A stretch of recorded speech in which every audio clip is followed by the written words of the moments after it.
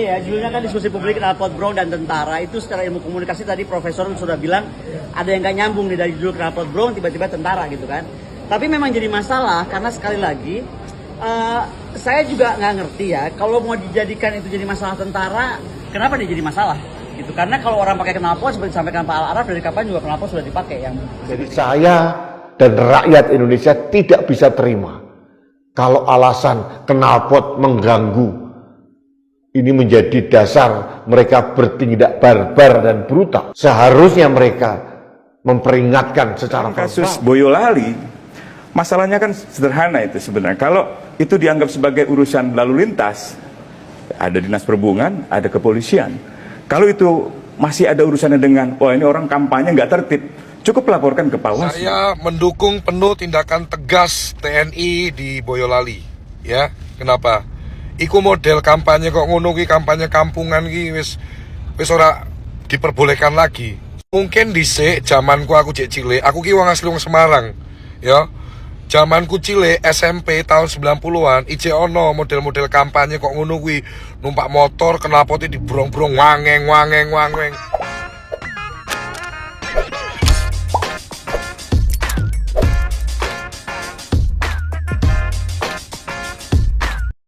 Baik sahabat sekalian, jumpa lagi bersama saya di channel ini, di mana pada kesempatan video kali ini saya akan mereaksi beberapa buah video masih terkait dengan peristiwa Boyolali, di mana pada waktu itu para relawan Ganjar dianiaya oleh oknum TNI, di mana pada waktu itu relawan Ganjar menggunakan sepeda motor dengan knalpot brong ya, sehingga menggebar-gebarkan bunyi motornya di depan makob TNI yang berakibat fatal, di mana para relawan Ganjar tersebut mendapatkan perlakuan yang kurang baik.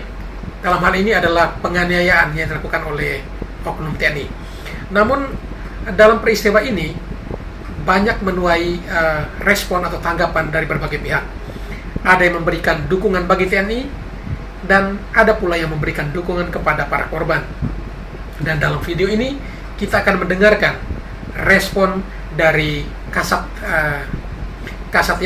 respon dari Kasat atau Kepala Staf Angkatan Darat terkait dengan peristiwa yang terjadi itu.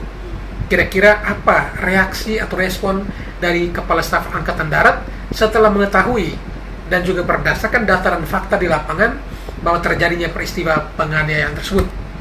Dan juga dalam video ini ada tanggapan atau respon dari pengamat militer Ibu Koni Bakri, yang tentunya saat ini sudah menjadi salah satu kandidat atau caleg dari Partai PD Perjuangan.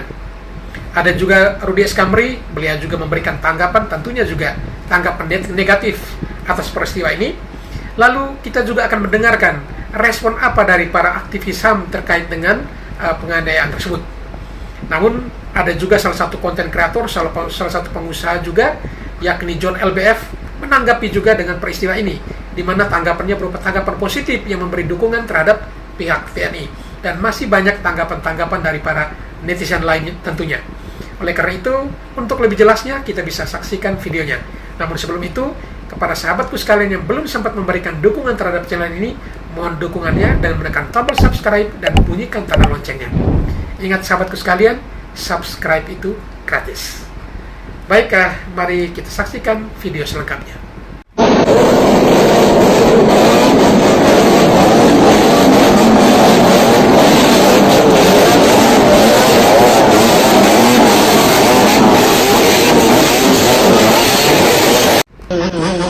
Nah, kalau yang satu ini kena batunya ya. Gebar-gebarkan motor, akhirnya dilindas oleh anggota Polantas ya. Nah, kalau begini kan enak ya. Pak Ganjar, soal dugaan penganiayaan relawan Bapak nanti akan dikasih dukungan secara hukum nggak sih Pak? Oh sudah dari kemarin sudah teman-teman berjalan. Saya minta bantuan teman-teman Komisi 1, TPN yang sudah komunikasi dengan Kasat, Panglima TNI. Saya tadi juga kontak dengan Pangdam, dan sekian belas orang dari oknum itu hari ini mendapatkan hukuman. Menurut saya bagus gitu. Dan ini menjadi pelajaran serius buat kami agar jangan semena-mena. Kalau ada keliru diproses saja.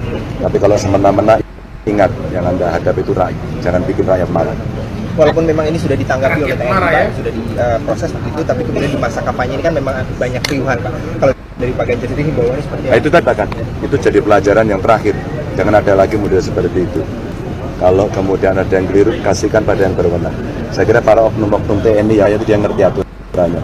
Kalau dia nggak ngerti, pecat aja. Baik sahabat sekalian, itulah respon dari seorang Capres Ganjar Pranowo terkait peristiwa penganiayaan tersebut. Beliau mengatakan bahwa ingat yang Anda hadapi adalah rakyat, jangan buat rakyat marah. Rakyat yang mana ya kira-kira? Artinya rakyat yang melanggar ketentuan, rakyat yang mengganggu rakyat lainnya, rakyat yang menggeber-geberkan bunyi motornya di depan Mako TNI, rakyat yang menggunakan sepeda motor dan knalpot brong yang mengganggu mungkin bayi, anak-anak kecil yang sedang tidur, orang-orang tua sakit yang sedang sakit, yang mengganggu istirahat warga lain. Nah, itulah rakyat yang dimaksud barangkali ya. Baik, mari kita dengarkan apa respon atau pernyataan dari Kepala Staf Angkatan Darat terkait peristiwa ini. Baik sahabat sekalian, barusan kita menyaksikan bagaimana wawancara dari Rossi terhadap Kepala Staf Angkatan Darat Pak Maruli menyangkut peristiwa penganiayaan yang dilakukan oleh oknum TNI terhadap para relawan Ganjar di Boyolali. Dan Kasat sudah secara tegas menyatakan bahwa memang penganiayaan siapapun dilarang, tidak diperbolehkan, dan terbukti anggotanya sudah ditahan, dan hal itu sudah clear ya. Dan ya Pak Maruli juga menyampaikan bahwa tentara itu juga manusia, tentunya juga punya ya emosional, itu pasti ada, sekalipun melekatkan diri mereka adalah aparat ya yang harusnya menjaga kesatuan negara Republik Indonesia ini. Tetapi justru ya mereka menjadi orang atau pihak yang justru melakukan sebaliknya. Tetapi sudah diluruskan, sudah dijelaskan oleh Kasat bahwa memang anak buahnya sudah beberapa kali memperingatkan kepada para relawan Ganjar itu. Tetapi karena dalam keadaan mabuk, mereka terus-terusan melakukan aksinya. Bahkan dinyatakan bahwa kurang lebih 8 kali putar-putar di situ. Nah, kalau hal ini tentu sebagai manusia pasti akan ada reaksi. Jangankan TNI, pasti warga juga akan bereaksi seperti itu. Sehingga hal ini yang perlu diluruskan. Dan Pak Maruli juga menyampaikan, ya anak buah saya sudah ditahan, sudah disel. Ya biarkan mereka berproses, dan mereka juga pasti akan diberikan kesempatan untuk pembelaan diri, menyampaikan fakta dan data serta bukti-bukti lainnya. Baik, selanjutnya kita dengarkan apa komentar dari pengamat militer Ibu Koni Bakri terkait peristiwa ini. Intinya kalau kita lihat aja ya, judulnya kan diskusi publik knalpot brong dan tentara, itu secara ilmu komunikasi tadi Profesor sudah bilang ada yang nggak nyambung nih dari judul knalpot brong tiba-tiba tentara gitu kan. Tapi memang jadi masalah karena sekali lagi saya juga nggak ngerti ya, kalau mau dijadikan itu jadi masalah tentara, kenapa dia jadi masalah gitu? Karena kalau orang pakai knalpot seperti disampaikan Pak Al-Araf, dari kapan juga knalpot sudah dipakai yang bersih-bersih gitu. Kalaupun TNI keberatan bisa menyatakannya kepada Menteri KLHK karena itu masuk dalam undang-undang Kementerian Peraturan Menteri Lingkungan Hidup, dan juga kepada undang-undang kepolisian tahun 2009 kalau nggak salah. Berarti kan sudah berapa tahun lalu, kenapa baru sekarang dan kenapa kepada paslon tertentu? Saya harus sampaikan kepada paslon tertentu karena tidak berapa lama kemudian kejadian ada bendera PSI dengan motor-motor brong PSI yang melewati Jalan Tunjungan, itu nggak ada di Serbu Batalion setempat. Jadi menurut saya ini penjelasannya Pak Wiyeko itu seperti tadi Prof. Kontina sampaikan, komunikasi itu bisa dua hal. Satu, mengklirkan masalah, atau dua, malah meng-create masalah. Menurut saya makin banyak Pak Wiyeko bikin penjelasan dan di sini bukannya mengakui salah, makin kusut kita. Karena apa? Tadi ya terakhir saya baca beliau bilang ada masalah lalu lintas. Dia sendiri yang ngomong lalu lintas. Kalau lalu lintas sudah jelas-jelas bukan urusan tentara. Tapi kalaupun dengan bunga-bunga yang berdatangan entah dari Dik Gibran, entah dari siapa yang katanya itu adalah bunga-bunga dukungan masyarakat, begini aja lah, kalau memang yakin betul bahwa masalah knalpot itu telah membahayakan kedaulatan, ya kan? Ya sudah, kita masukkan aja kepada undang-undang TNI, operasi militer selain perang. Sekarang kan operasi militer selain perang hanya 14 ya. Mungkin kita sarankan aja kepada Panglima TNI ya, dan kepada Kasat, masukin jadi 15-nya ngurusin knalpot. Yang kedua, mau saya sarankan kepada Menteri Pertahanan, anggaran untuk TNI Angkatan Darat dikurangi aja. Karena menurut saya kalau memang akhirnya urusan knalpot itu berapa ratus juta sih orang Indonesia? 270 juta. Saya nggak tahu yang punya motor brong berapa ratus juta, bakal repot TNI. Mendingan gak usah beli tank, gak usah beli yang aneh-aneh, beli aja urusan apa untuk ngurusin knalpot. nggak enak kedengarannya, tapi memang udah begitu kejadiannya. Karena saya perhatiin kok ngotot banget bahwa itu benar gitu loh. Kan sebenarnya simpel aja. Tugas tentara itu adalah tentang terkait kedaulatan, keamanan negara, kedaulatan dan pertahanan negara. Jadi kalau memang di luar itu ya sudah, bisa aja salah gitu. Yang kedua adalah saya pendidik di TNI. Saya dosen di Sesko. Oke, dosen tamu. Saya tahu sekali bagaimana sakitnya tentara-tentara lain anggota TNI non angkatan darat dan beberapa dan segelintir angkatan darat yang benar yang merasa jadi tersakiti lah dengan kasus ini. Kok kayak jadi angkatan darat dianggap ngaco semua, betul nggak? Jadi maksud saya, kalau bicara ini tolong hati-hati, kita ngomong soal TNI, oknum Angkatan Darat di Bojolali. Nah, tapi kalau memang ini memang mau seperti Pak Wiweko tadi sampaikan dan disampaikan di berita-berita, bahwa ini adalah demi masyarakat, ya sudah, kita sekarang gerak, masukkan OMSP. Tapi jangan malu kalau kita di dunia, tiba-tiba tentara kita ngurusinnya knalpot. Sudah. Baik sahabat sekalian, barusan kita mendengarkan bersama pernyataan dari Ibu Koni Bakri, ya, salah satu pengamat militer Indonesia. Beliau mengatakan bahwa ya kenapa dilakukan hanya kepada relawan paslon tertentu. Jadi ini sepertinya digiring ke, ya, opininya digiring ke opini soal politik ya. Jadi bukan lagi soal penganiayaan tapi lebih ke politik. Kemudian bahkan beliau mengatakan bahwa bunga itu yang datang untuk diberikan support kepada TNI itu justru datang dari Gibran. Nah, ini sudah makin tidak betul ini. Dan memang sangat disayangkan orang sekelas Ibu Koni kok bisa berpandangan seperti ini. Ya, kalaupun bunga itu datang dari mana sumbernya kan belum tahu pasti. Kenapa langsung divonis bahwa bunga itu datang dari Gibran? Nah, ini yang memang ya suasananya bukan lagi soal pelanggaran hukum tetapi soal politik ini. Kemudian berikut, diharapkan agar anggaran TNI Angkatan Darat itu dikurangi. Bahkan seolah-olah bahwa tugas TNI bertambah satu untuk menangani knalpot Brom. Nah, ini bukan soal knalpot Brom yang merupakan domain dari TNI Angkatan Darat, itu bukan. Jelas itu pasti pihak berwajib dalam hal ini pihak kepolisian, benar. Tetapi apa jadinya kalau orang dalam keadaan mabuk, kemudian mondar-mandir di depan Mako, sudah diperingatkan, tetapi terus-terusan sampai dengan 7-8 kali putar-putar di situ. Kira-kira Ibu Koni sebagai manusia normal, apa respon atau reaksinya? Memang dalam hal ini TNI sudah melakukan kekerasan, itu benar.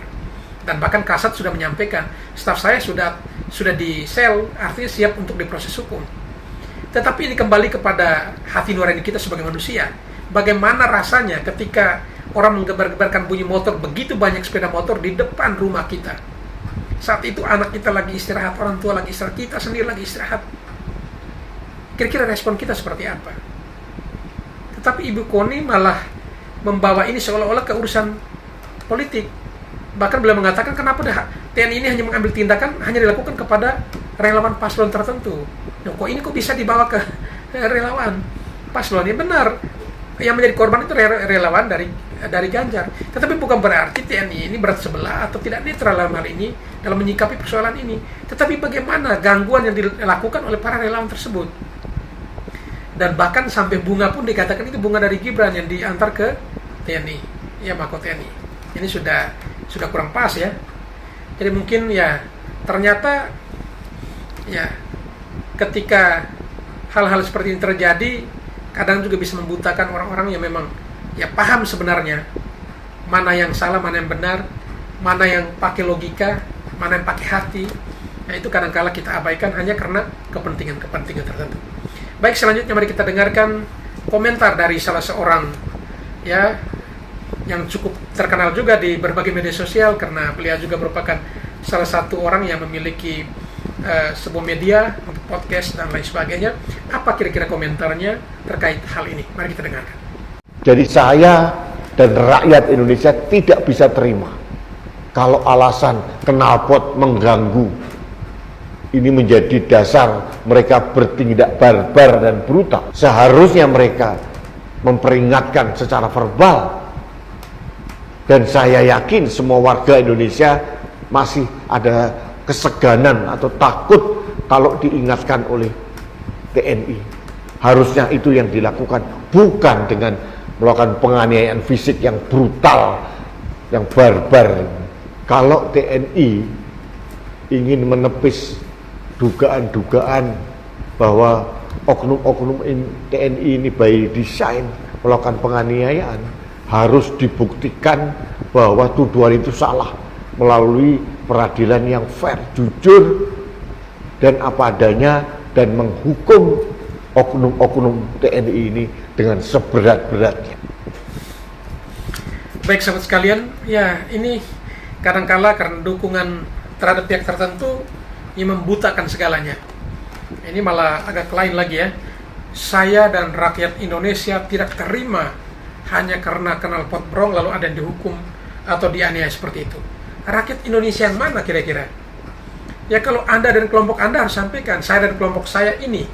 Jangan diborong seluruhnya rakyat Indonesia, karena ya saya sangat yakin rakyat Indonesia semua 100% sepakat bahwa ada yang menggebar-gebarkan bunyi motor di tempat-tempat umum, di keramaian, di depan publik. Kalau memang mau gebarkan motor seperti itu, silakan di sirkuit balapan, silakan, ada tempatnya. Tetapi kalau menggebar-gebarkan bunyi motor mengganggu ketertiban umum, lalu rakyat Indonesia mendukung, nah ini coba dipikirkan kembali.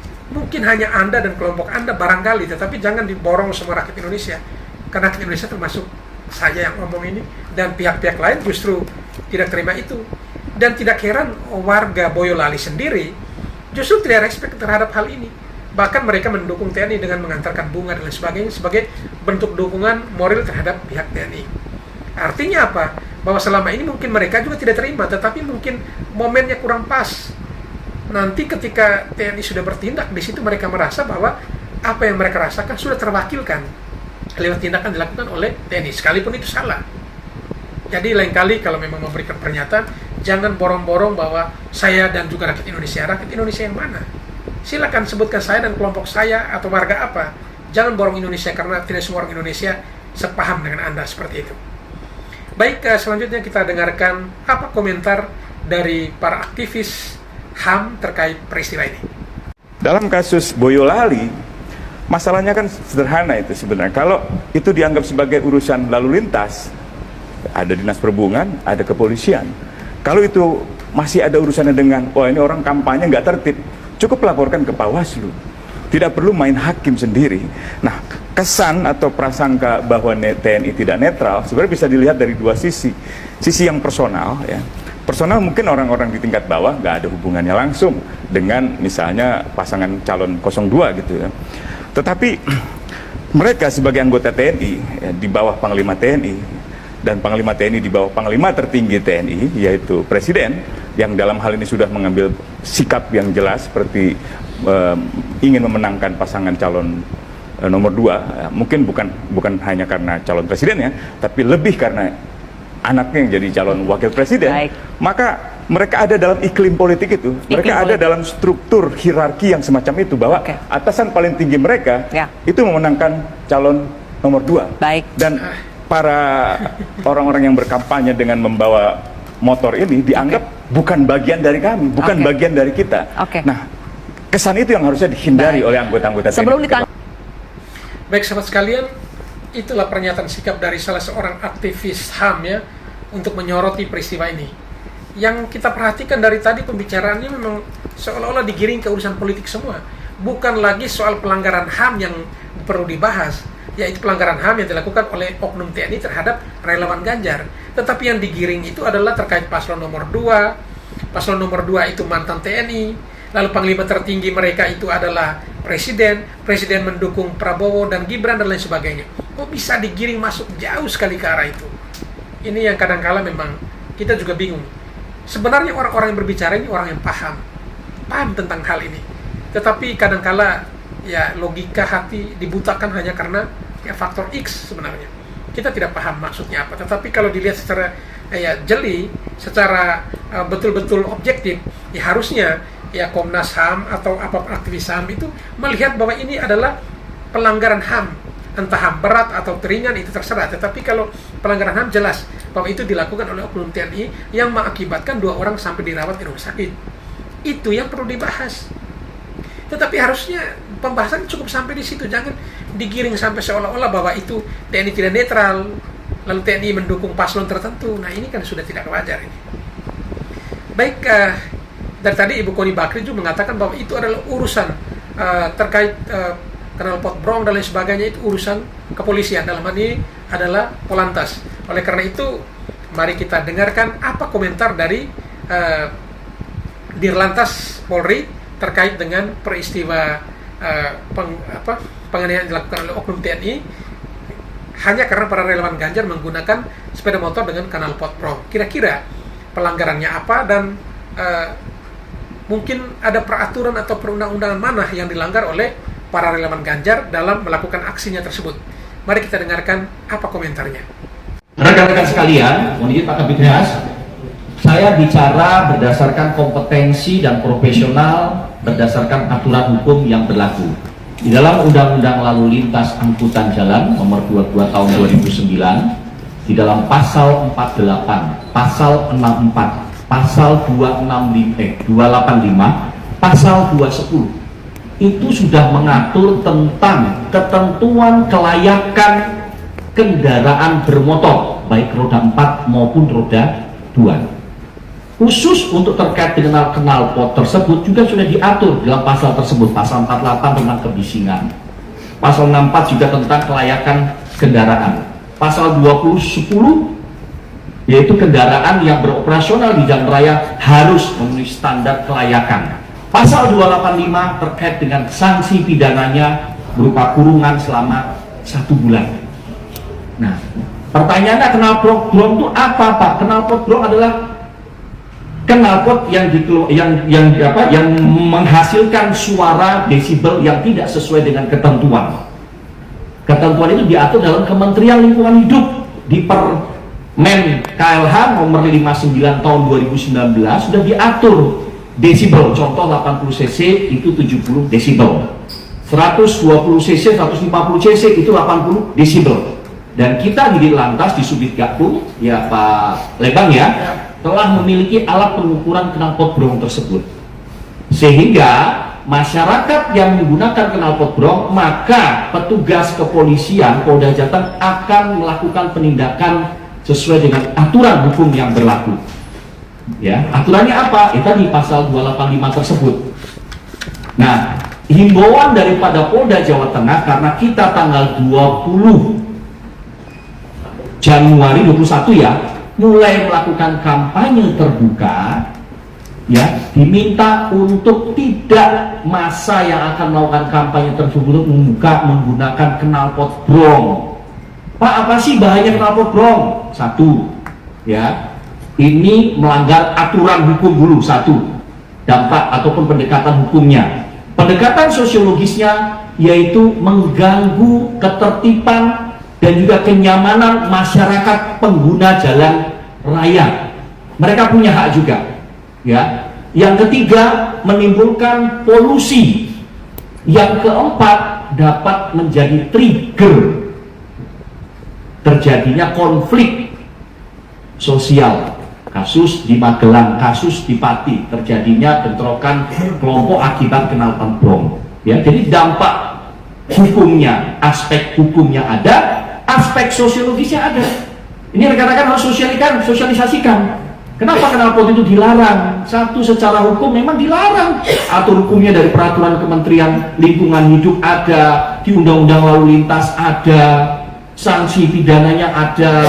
Kemudian dari sisi sosiologis juga mengganggu masyarakat lain, menimbulkan pencemaran lingkungan, menimbulkan terjadinya trigger, penyebab bisa terjadi konflik sosial.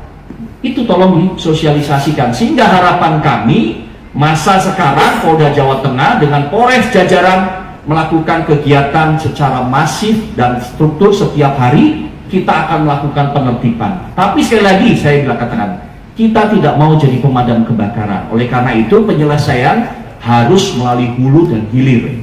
Apa? Produksi bengkel-bengkel yang merakit kendaraan brong tersebut juga kita berikan sosialisasi.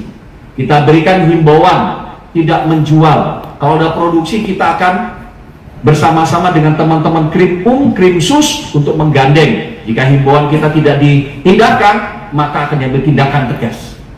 Ambil tindakan tegas sesuai dengan aturan hukum yang berlaku.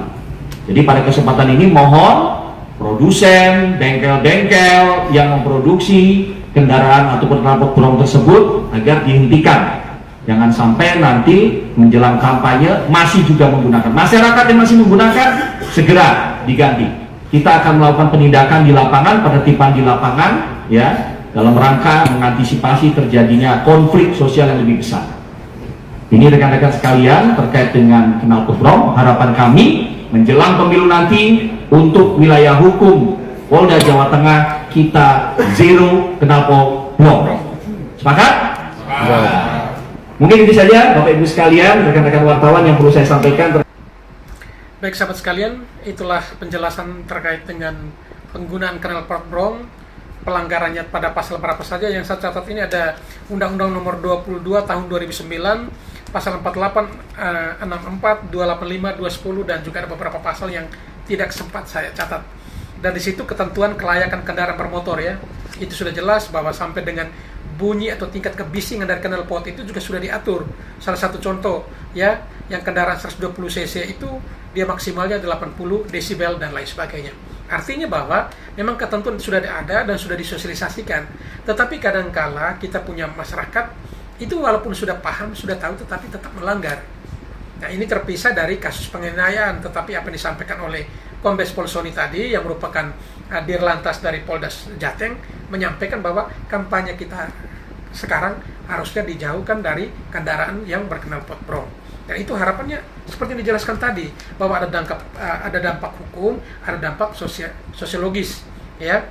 Ada dampak hukum, ada pelanggaran, kemudian dampak sosiologis yaitu ada banyak polusi udara, lalu menjadi trigger, ya, pemicu masalah dan konflik, ya. Itu sudah dijelaskan. Dan ini memang sebenarnya perlu dihimbau agar masyarakat lebih paham, dan ya masa kampanye, masa tahun politik ini kiranya polisi melalui Polantas bisa menjaga dan bisa mengamankan ini, sehingga cukuplah Boyolali yang menjadi pengalaman terburuk kita dalam tahun politik ini, tetapi daerah lain hendaknya tidak boleh terjadi lagi, dan semua akan kembali kepada kita relawan juga, ya. Silakan berkampanye dan kampanye damai, situasi aman dan tentram, karena politik itu adalah suasananya harusnya dibangun dengan suasana kekeluargaan, persahabatan, dan rasa damai, tenang, nyaman untuk semua orang. Tidak hanya untuk kalangan kita sendiri yang rasa nyaman, sedangkan orang lain tidak kita hiraukan. Tetapi harusnya kita nyaman, orang lain pun nyaman. Baik, sahabat sekalian, setelah mendengarkan komentar dari Dirlantas Polda Jateng, mari kita dengarkan apa komentar dari John LBF yang merupakan salah satu pengusaha skincare dan juga konten kreator yang ya cukup terkenal. Apa komentarnya terkait peristiwa ini? Mari kita saksikan videonya. Saya mendukung penuh tindakan tegas TNI di Boyolali. Ya, kenapa? Iku model kampanye kok ngono ki, kampanye kampungan ki wis ora diperbolehkan lagi. Mungkin dhisik zamanku aku cek cilik, aku ki wong asli wong Semarang. Ya. Zamanku cilik SMP tahun 90-an, ijek ono model-model kampanye kok ngono kuwi, numpak motor knalpote dibrong-brong wangeng. Karena kuwi ganggu, makane wis dilarang. Kuwi mengganggu ketertiban umum, ya. Ijek mending kowe ming dikepuki tok karo TNI, ya. Nek sampe ono apa-apa kowe mabuk-mabukan, numpak motor blayer-blayer kok ngono kuwi, ganggu ketertiban umum, terus kowe dimasa karo orang, atau kamu nanti di apa jenenge amit-amit kecelakaan karena kowe mabuk sambil blayer-blayer ngono kuwi. Mbok pikir keren apa? Zaman wis tahun 2024 kok masih pakai model kampanye kok ngono kuwi. Norak kampungan. TNI maju terus. TNI garda terdepan. Rakyat kita itu harus ada yang ditakutin, Pak, ya. Kalau nggak ada yang ditakutin umpa-umpaan, ya. TNI Boyolali maju terus. Bravo TNI. Kalian tahu nggak? Tentara Nasional Indonesia itu yang maju pertama berperang kalau sampai negara kita ini dapat ancaman, ya. Jadi tindakan yang dilakukan oleh TNI di Boyolali itu harus kita dukung, ya. Kalau bukan TNI siapa lagi yang mengamankan situasi seperti itu? Sudah ditegur bolak-balik belayar-belayar di depan markas TNI, ya. Sudah bagus, Pak. Saya John LBF dukung penuh tindakan tegas dari TNI Boyolali, ya. Gak usah mikir aneh-aneh, gak usah takut, Pak. Jangan dengerin omongan orang. Kowe iki me kampanye, ya kampanye sing bener, kampanye sing tertib. bela calon presiden, calon wakil presidenmu ya dengan cara yang baik. Ojo kampungan ngono. Coba kalian gerombolan gitu, pakai motor brang-brong di depan rumahku ya tak keplak dasmu kok. Tenan. Ya. Saya itu loh kalau di jalan ada motor gitu di samping mobil saya, knalpotnya kenceng loh, tak sumpahi tabrakan loh. Tenan. Kupingnya budek rasane denger motor war player knalpotnya di brang-brong ngono kuwi. Sopo sing ora emosi, ya?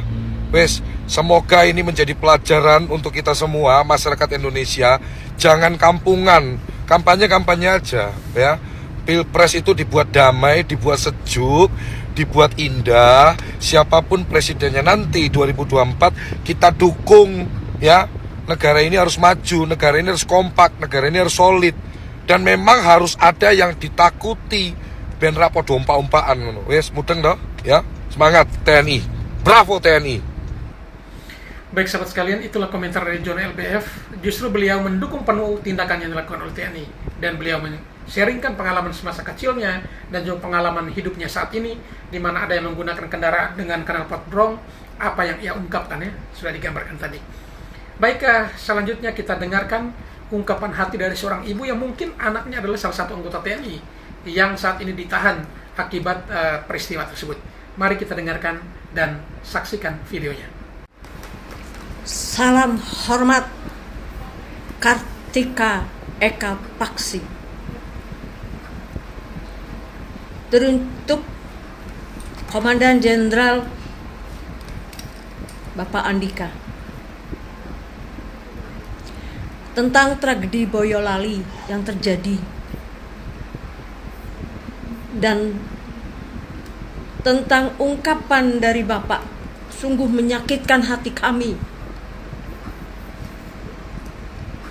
Setiap Bapak kunjungan di markas-markas TNI daerah, apakah Bapak tidak melihat di situ banyak tulisan-tulisan perhatian, dilarang mengganggu ketertiban di lingkungan markas TNI?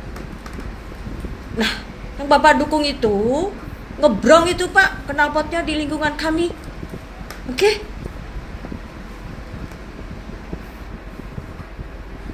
Itulah ungkapan dari seorang ibu ya, yang mungkin merasakan bagaimana bisingnya suara dari knalpot brong tersebut. Dan justru beliau mendukung TNI dan ya kecewa dengan ungkapan atau pernyataan dari mantan Panglima TNI Pak Andika Perkasa terkait peristiwa ini. Tentunya videonya, apa yang disampaikan oleh Pak Andika Perkasa, kita sudah ikuti. Dan inilah ungkapan kekecewaan dari salah seorang ibu yang mungkin adalah ya anak atau suaminya anggota TNI, atau mungkin orang atau warga yang tinggal di kompleks TNI di Boyolali kayaknya ya. Sehingga apa yang diungkapkan mewakili perasaan yang lain sepertinya. Baik, selanjutnya kita dengarkan ungkapan ya atau respon tanggapan oleh salah seorang TKN dari Pak Prabowo Gibran, yakni Pak Hasan Nasbi. Ya, kenapa Pak Hasan Nasbi di video ini juga saya coba reaksi, karena memang seperti kita dengarkan tadi, ya pengamat militer kita saja Ibu Koni Bakri mengait-kaitkan seolah-olah yang antar bunga ke Mako TNI itu adalah orang suruhan Gibran. Ini kan sangat keliru. Mari kita dengarkan apa komentar dari Pak Hasan Nasbi, salah seorang anggota TKN dari Prabowo Gibran.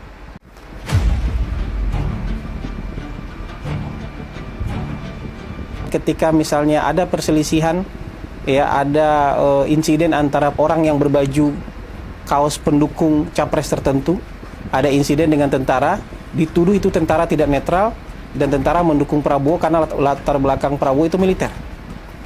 Padahal kan latar belakang Prabowo militer itu udah dari kapan hari. Dan Prabowo waktu maju tahun 2014, tahun 2019 netral-netral aja tuh. Kenapa hari ini harus dituduh tidak netral TNI-nya? Pak Prabowo kan bukan baru kemarin sore jadi tentara.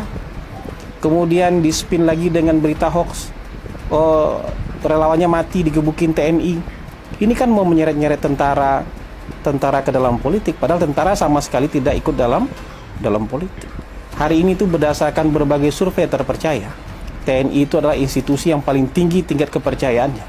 Approval rating institusi negara paling tinggi, bahkan di atas presiden itu TNI, dan sekarang mau dihancurkan, mau diseret-seret ke dalam politik oleh pendukung capres tertentu. Walaupun kemudian mereka ralat, nggak ada relawan mereka yang tewas di tangan di tangan tentara, tapi tetap saja kan isu sudah beredar dan tentara sudah di framing sebagai tim sukses atau pendukung Prabowo Subianto.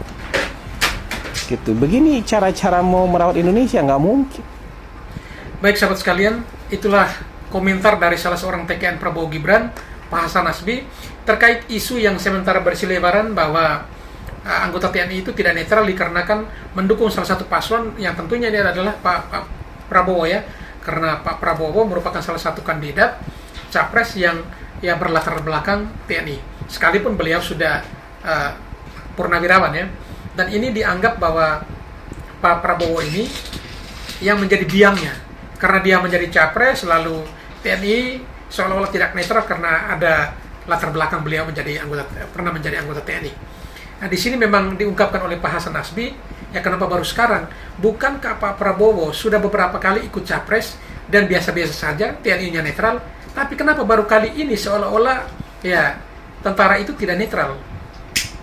Apakah hanya dikarenakan beliau ini berlatar belakang TNI, lalu mungkin surveinya begitu tinggi dan orang memframing seperti itu? Dan banyak pihak yang mungkin dari pendukung paslon lain menanggapi seolah-olah bahwa peristiwa ini adalah peristiwa yang ada kaitannya dengan urusan politik.